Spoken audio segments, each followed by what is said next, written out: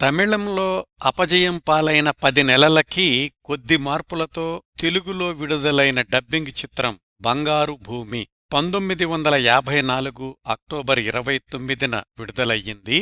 దీనికి మూలమైన తమిళ చిత్రం పన్వయాల్ అదే సంవత్సరం ఫిబ్రవరి 12న విడుదలయ్యింది. జయంతి పిక్చర్స్ బ్యానర్లో తయారైన ఈ చిత్రానికి నిర్మాత ఈ సినిమాలోని హీరో టి.ఆర్. రామచంద్రనే. దర్శకుడు ఏటి కృష్ణస్వామి.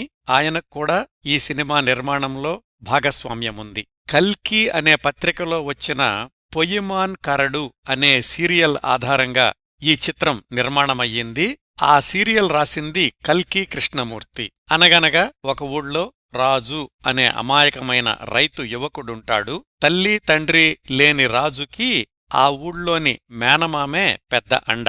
ఆ మేనమామ కూతురంటే రాజుకి ఇష్టమే కాని మేనమామకు ఇష్టముండదు. రాజు తన 10 ఎకరాల పొలంలో పండించిన పంటల మీద వచ్చిన లాభాల్ని తన పొలంలోనే గొయ్యి తవ్వి పాతిపెడుతూ ఉంటాడు. అందుకే అది బంగారు భూమి అయ్యింది. ఆ పొలాన్ని, పొలంలో పాతిపెట్టబడిన ధనాన్ని కాజేయడానికి ఆ ఊళ్ళోని మరో మోతుబరి పానకాలనాయుడు, అతడి అనుచరుడు కొండయ్య పథకాలు వేస్తుంటారు. వాళ్లకి జులు అనేబడే సోమయాజులు, అతడి స్నేహితుడు బంగారు, వాళ్ల స్నేహితురాలు పంకజ జత కలుస్తారు. వీళ్లందరి మధ్యలో ఆ ఊళ్ళో ఒక కేసు పరిష్కరించడానికి వచ్చిన కానిస్టేబులు, అతడి స్నేహితురాలు వాళ్లూ వస్తారు.